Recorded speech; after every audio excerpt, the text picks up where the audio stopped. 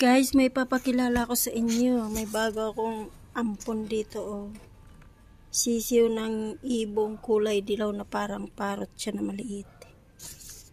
Napulot ko doon sa harap ng gate. Nahulog siya sa kanyang nest. Ito yung nakikita ko laging umiiyak doon sa taas ng puno. Ayan, napulot ko kanina.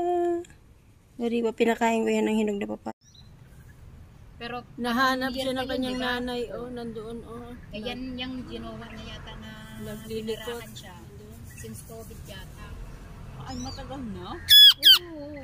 Kasi nga, yung, di ba, paminsan-minsan ng off natin na, yun nga sabi ko sa'yo, di ba, yung unang-una kong nakita, pero hindi ko na alam kung sila Kasi na. baga hindi, noon ay di baga pag tayo naglalakad kung saan tayo galing, lagi nasa huli, ano? Oo. Ay. Tapos Nandito yung nanay niya, oh. inaano ko pa, di ba, wala na sila yung, ano, yung Oh, ayun. binibigay ng flower. Oo. Para may masabi lang siguro itong ex niya ngayon, may picture silang dalawang lalaki. Pero inyo malapit na namin maubos ni Risa to.